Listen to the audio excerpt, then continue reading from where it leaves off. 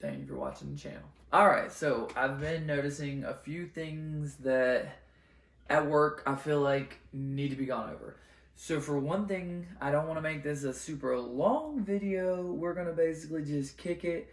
I'm going to smoke a little blunt. I'm going to smoke a nice little dab with you guys. And I do want to go over some differences in resins, rosins, distillates, and what they each are. Okay, so something that I'm noticing a lot of people aren't familiar with is what the difference between the different concentrates are.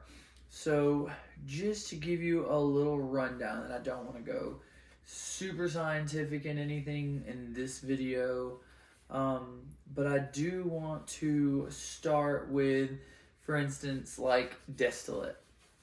So your distilled cannabinoids or your distilled THC distillate is it's a great product. I hate, first off, like, I do not like distillate in my cartridges and things like that, but there is nothing wrong with distillate. Distillate most definitely has a place.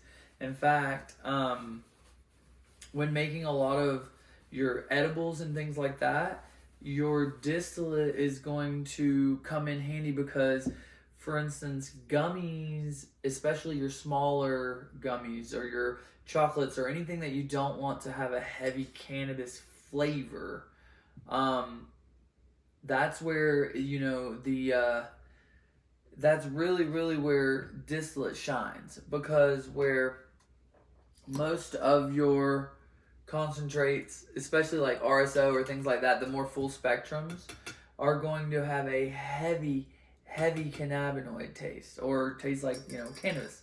They're going to taste like weed, and it's going to be very noticeable.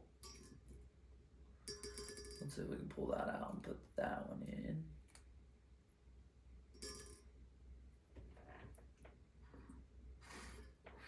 Woof.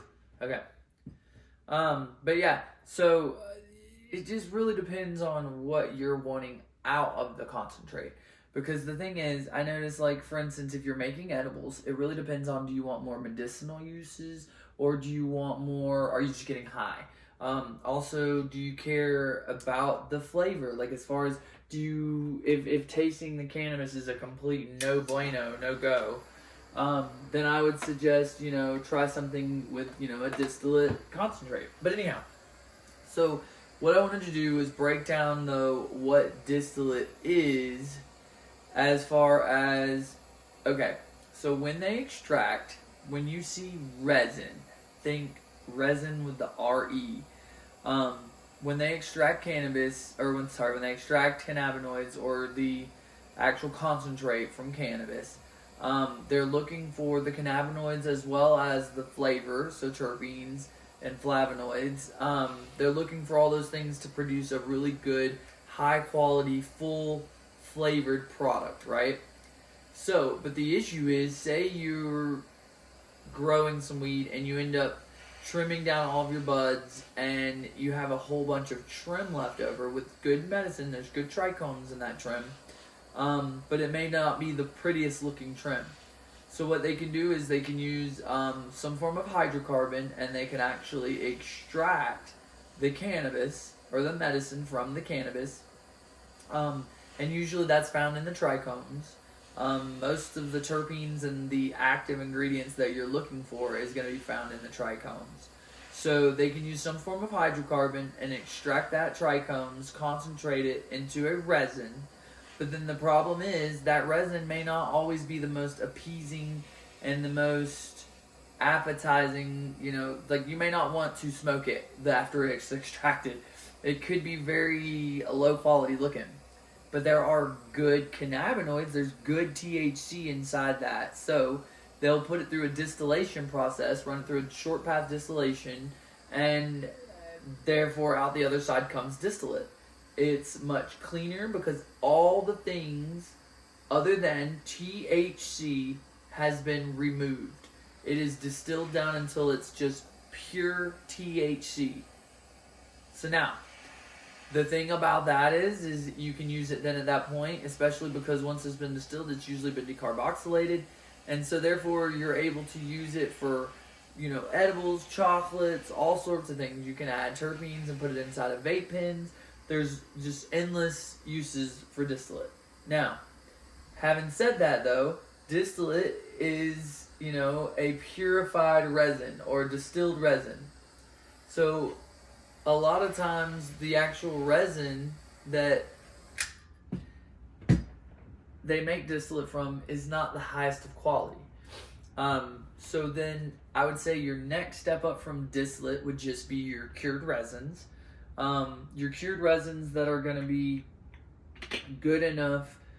In fact, this is a cured resin. This is the Vanilla Kush. Let's just go ahead and do some of it. It's so fire. I'm going to end up going through this whole Vanilla Kush just because it's so fire. But anyhow, so this one is a cured resin. All right?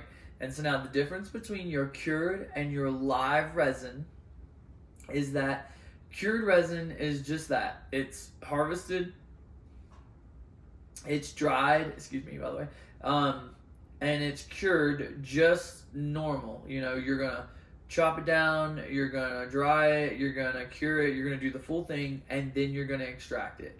It's your just normal standard cured resin. All right, the next step up from that would be your live resin.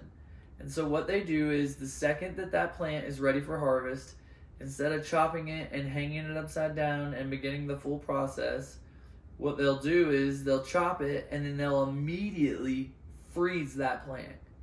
All right, and so what will happen is once they freeze that plant right after harvest, it will preserve all of those terpenes and flavonoids and cannabinoids exactly the way they were when it was growing, when it was live. Okay? And then once they do that, then they usually extract it. And then that's where you'll get live resin. It was just frozen immediately after harvest. Not a very complicated process. That is the one good thing about live resin is that it's actually easier to freeze it and then, hold on one second. Cheers.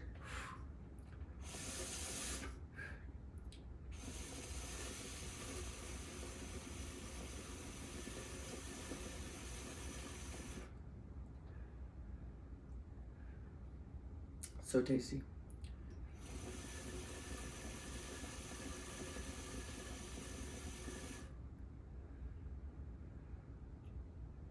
My God.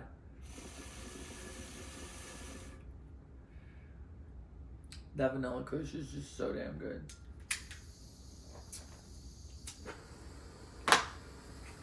In a momento, we're going to do a reheat.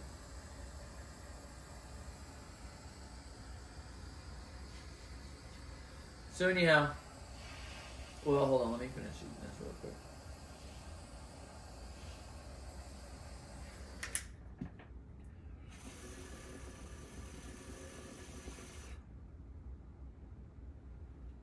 So tasty.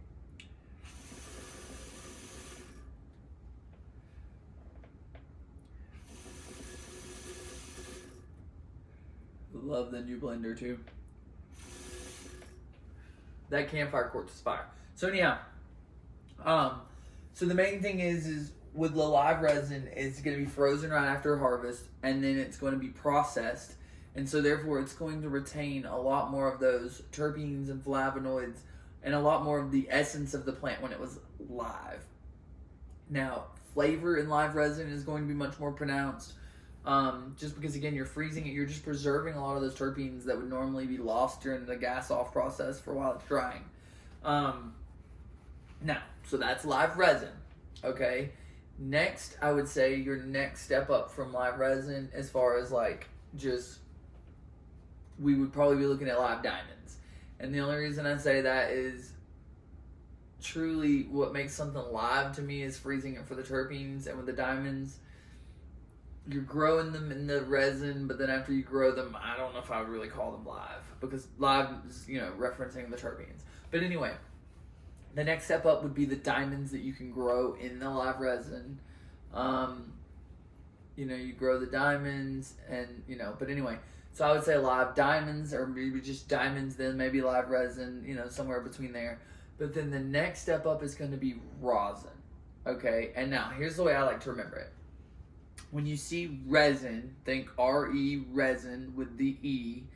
I like to think chemical extraction. If you see resin with the E, then that means they've used some form of hydrocarbon to extract those trichomes from the plant that contain all the medicine and the flavor and stuff, and they're able to concentrate it, and then they're able to use heat and temperature and other ways to augment it and to get it into different consistencies. And then those are sold, i.e., as batter or as shatter or crumble or all these other things. And batter is just whipped shatter. So, like I said, they augment it using heat and things and, different techniques. And that's really how the different concentrate consistencies come about. Now, so not only do you have that resin, okay, so think resin is using chemical extraction, okay? So now, when I see rosin with the O, what that means is they're using some form of manual extraction, whether it be, using hash like water or ice.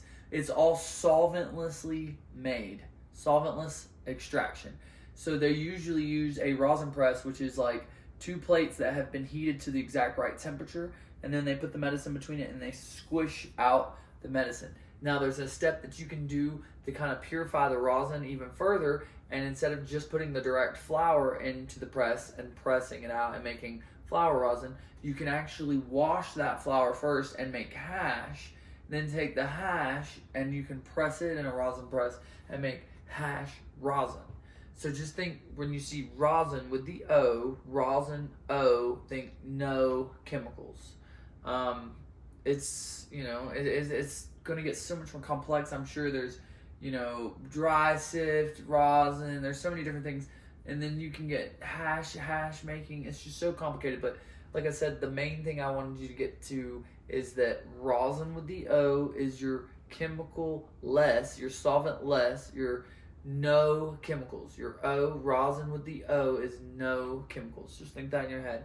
And the resin with the E is chemical extraction. So when you see resins, you're thinking chemical extraction. When you think rosin, you think no chemicals. That's the best way I can describe it and sort of break it down. That's the way that I usually like to do it at work. That's the way I like to describe things. I really do want to make more videos like this and try to see if I can't help put out a little better explanation for certain things. Like, there are a lot of products that we do come in contact with, and I do have a little bit more of a knowledge base on the cannabis industry. Jesus Christ, I think. But I do have more of a knowledge base on the cannabis industry and cannabis products just from true experience. That is one thing, I guess, working in this industry now for 2 years, like, it literally has gained me some experience. But yeah, so that's really where I wanted to be, or have the video be at today, would just be to focus on those different types of rosins and resins. And then we'll definitely go from there later on. I would like to make some more videos like this. Cannabis education is definitely key. People see so many products on the wall and they have no clue what those products are, and a lot of times nobody takes the time to explain it, and so therefore people end up kind of getting narrowed into this one sect of, I buy this product because I've had it before and I know it works, and I'm scared to try anything else because it's expensive and I don't know what works. So the best way to break out of that is through knowledge and through product knowledge and knowing what products actually are. Like, what is this? What's in this? Like, what makes this? And so I would like to try to see if I can't help break some of the stigma and shatter some of these walls by invoking some knowledge and to pour in some of my, my 2 years of experience that I had to gain the hard way and throw it at you guys. So anyhow, I appreciate you guys for tuning in. Peace. Thank y'all for watching.